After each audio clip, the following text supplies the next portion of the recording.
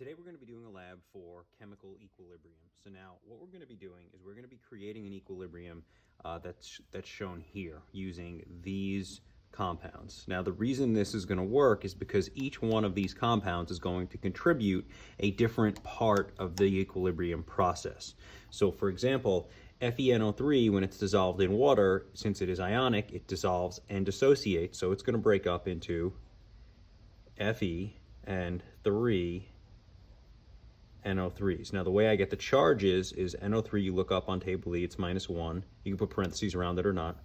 And then Fe has to be +3. Again, I am just using the rules here. A -1 +3, set the whole thing equal to 0. So I'm using my oxidation state rules. Now, if I look at the equilibrium here, one of these ions, Fe +3, is part of it. So this ion affects the equilibrium. Okay, but then the other ion is, while it's part of the compound and it's in the solution, it has no effect on the equilibrium. It's not part of these, it's not one of these three things. So we call it a spectator ion. It's like in a sports game. A spectator watches the game, they don't participate in the game, so that's where the name came from. So KSCN. SCN, turns out, is a polyatomic ion found on table E, so it's going to break up into K+1. plus SC and -1 as a polyatomic. And again, these will all be AQ. Everything will be AQ. Otherwise, it wouldn't work. Okay, so the K+1 is not part of the equilibrium, so it's a spectator. And then the SCN- is part of the equilibrium. Now, this last one's a little bit tricky. So it's going to break up into 2 sodiums, and then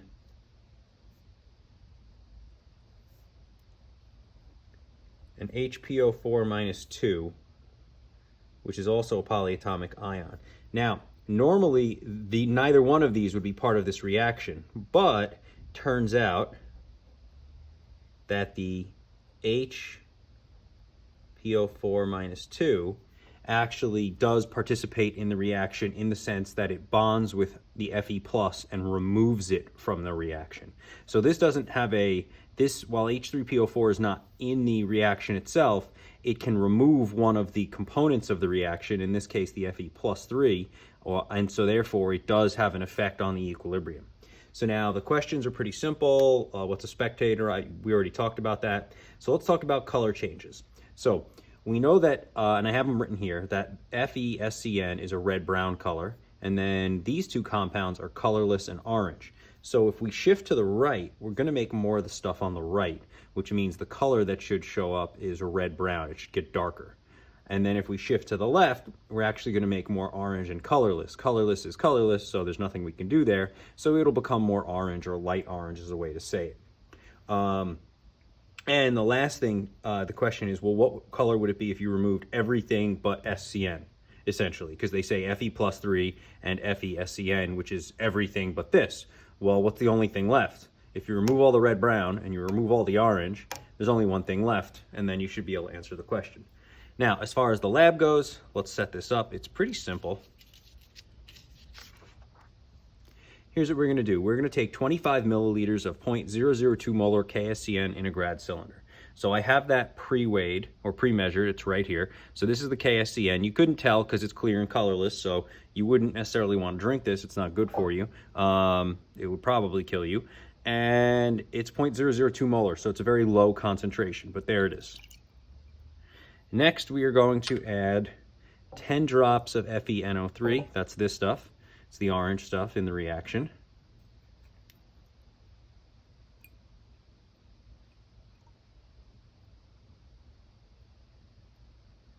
Okay, so there's my 10 drops. That's actually the red-brown color that we're looking for. Then it says add 25 more milliliters of water, which I have here, pre-weighed or pre-measured. Here's my 25 mLs of water. Stir until everything is evenly mixed. I did it in a beaker just so I could just do this, make it simple, and then pour it into the Petri dish. So these guys don't have to fill the dish. We're just looking for color changes.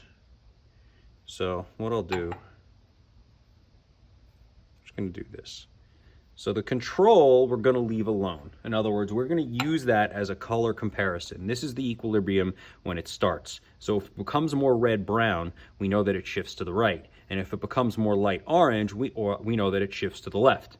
So let's take a look at what we're doing. So this dish, it says add 4 drops of FeNO3.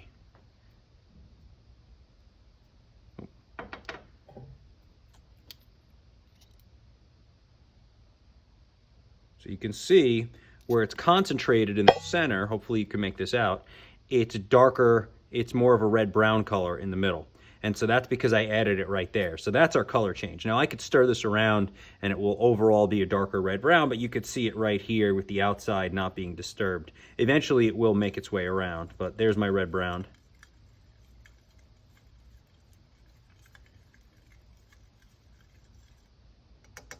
So there's that one, pretty easy. And you can see it got darker. Now we're going to add 4 drops of KSCN. So KSCN is going to add SCN, which you should be able to predict ahead of time what color change we're going to see, but let's take a look.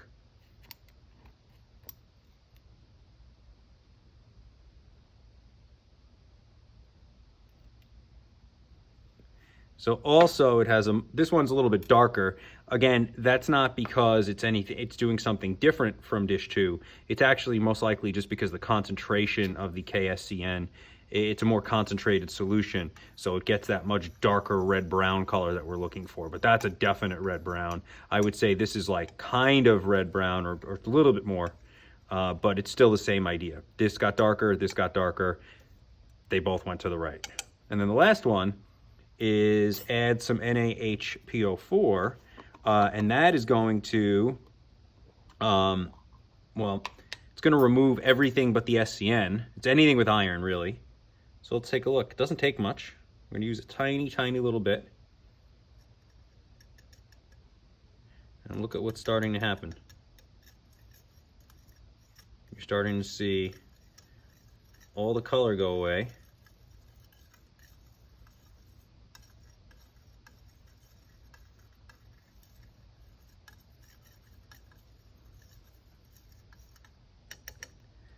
And there it is. So those are that's our lab, that's what we're doing. And then there's a bunch of questions for you to do on a separate sheet of paper. Most of these questions we addressed, but we've got our general question, our dish 1, our dish 2, our dish 3, our dish 4 questions. So that should be pretty simple. Now, one thing I do want to mention, this is not part of the lab, but it's fun to watch anyway. So there's a little bit of KSCN left on this. Watch what happens.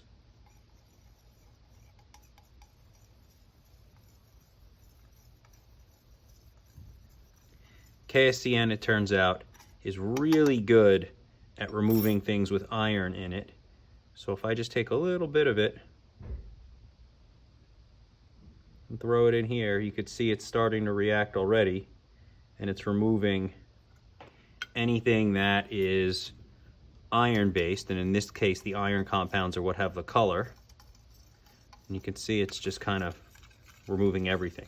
Now, that doesn't mean it's disappeared from the reaction. Those compounds, this one maybe I didn't have enough in there, but those compounds are still there. They're just not in a form that allows for the color to show up. That's really it. This last one didn't work as well, but whatever. You get the idea. If I would have added more, I can add a little more and show you. It should remove. There, it's starting to work.